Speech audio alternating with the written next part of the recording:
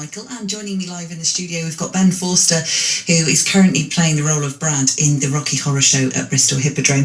A couple of quick fire questions about the Rocky Horror Show before we move on and talk about some of your other things. Sophie would like to know, what's the funniest thing that's gone wrong on stage? Hi Sophie. Basically I think the funniest thing must be our old Janet Roxanne Pallet.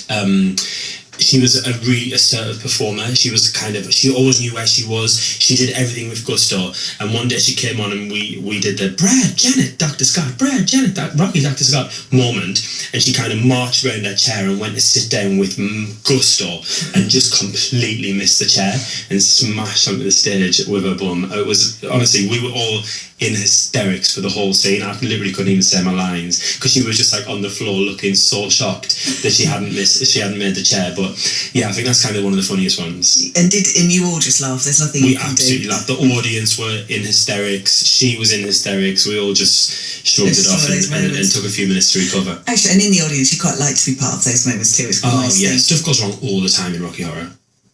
You cover it all well. We do just laugh. But the audience do too. On the subject of laughing, Sarah asks, who's the biggest practical joker of the cast? You know who actually I think has stepped up in the last few weeks? Oliver Thornton, who plays Frank, has been getting me terribly on stage. He's constantly doing naughty things. He gave me the biggest wedgie in the bed last night.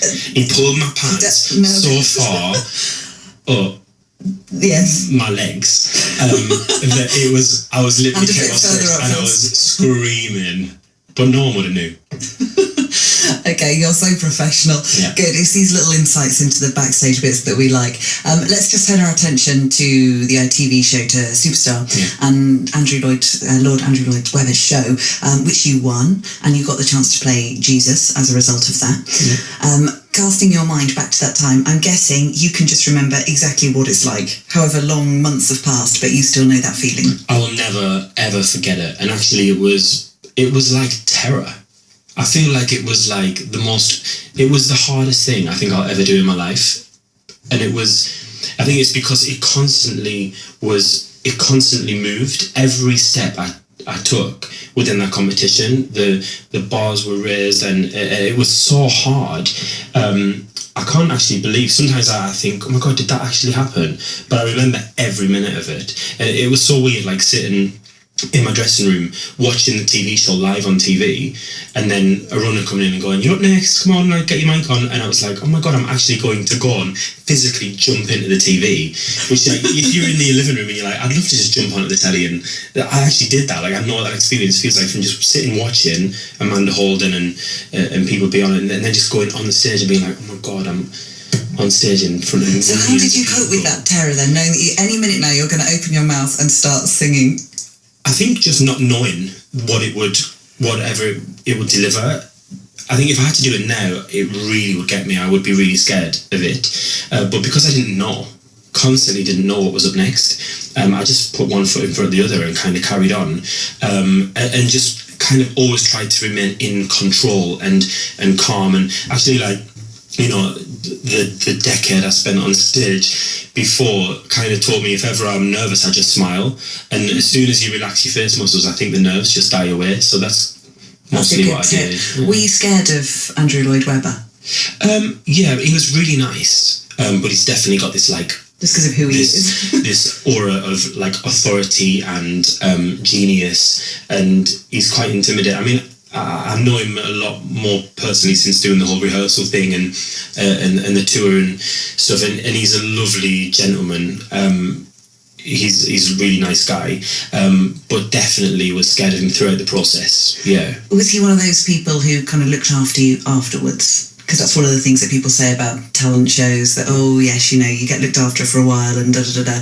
But then I think there's also the idea that some people are perhaps a bit better at looking after you and nurturing the talent that they've selected. Well, I mean, the thing is, I'm so lucky because this whole experience, my prize was to do an arena tour for 5 weeks around the UK.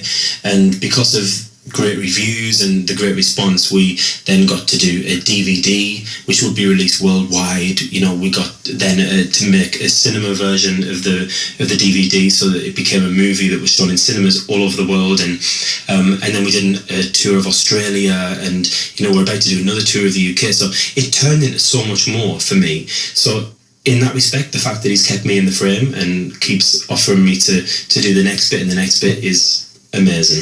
On Twitter, Rachel says, this is worth losing sleep over. We loved Ben in Oz. We wanted to keep him. Rachel. Thank you, Rachel. All the way in Australia. That's amazing. Yeah, it's cool, isn't it? Because you were part of this with Spice Girl Mel C and also Chris Moyles as well, radio DJ. All big celebrities. Did you ever get a little bit starstruck?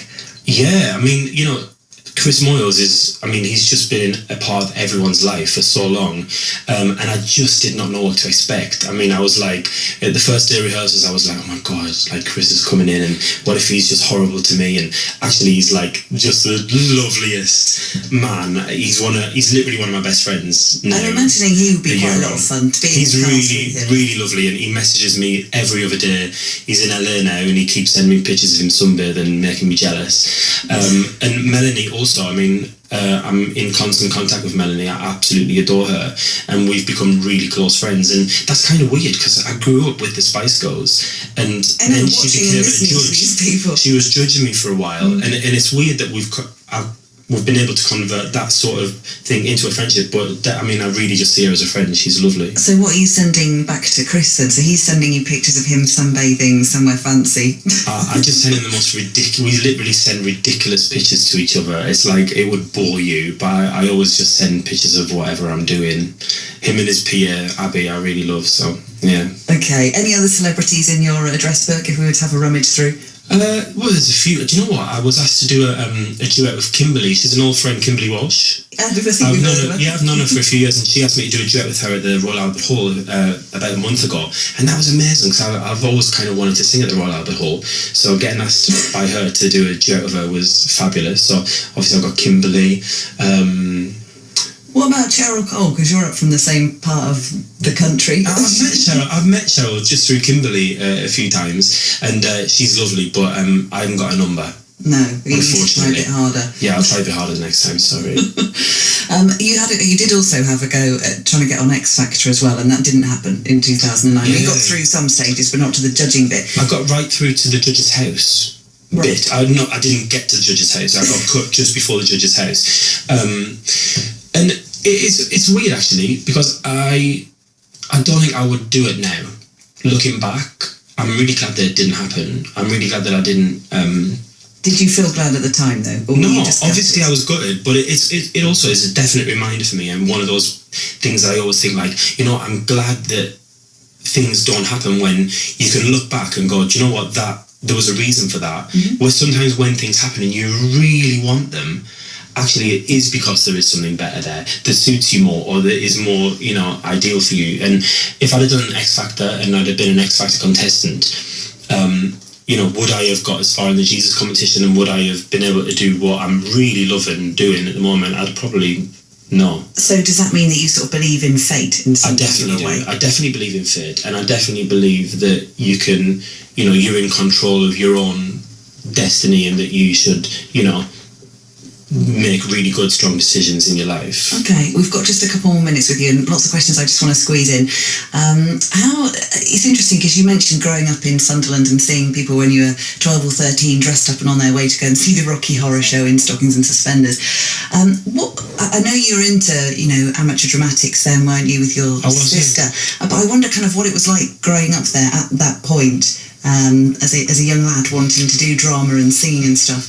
Honestly, as controversial as it is, I think it was probably quite a depressing place to grow up for a few years, because there was a huge recession in the early 90s, and all the mines had closed and the shipyards had closed, and really there was a whole time when there wasn't many jobs. I remember all the guys in my street, weren't working, all the dads and stuff, and I remember getting these stupid ration tins of we got them as a family, like rationed tins of beef and stewed meat and stuff, because there was a real recession there. It was definitely a Billy Elliot time. I grew up in, the 80s. I was born in 1981. So were your parents working? They were working, but my mum was a community worker and my dad was a plumber, so, very working class sort of trades. And, my parents still live in the same house that I was brought up in, that I think cost them £2,000, and it was an old corner shop. So I definitely feel like I lived that sort of Billy Elliot-esque sort of life. And Sunderland was a hard place, but also makes just the most extraordinary people, because they all have to do that, because people have to live through that. When you go back to Sunderland, and I go back to Sunderland, actually people have got fight in them and people have got passion, and it makes an amazing group of people in that city that are so friendly and nice and understanding of everyone's situations. And that's something amazing about the North East, I suppose. Because your parents made quite a sacrifice, didn't they, to send you to London, so you had the opportunity to take up a scholarship? They did, yeah. My parents didn't have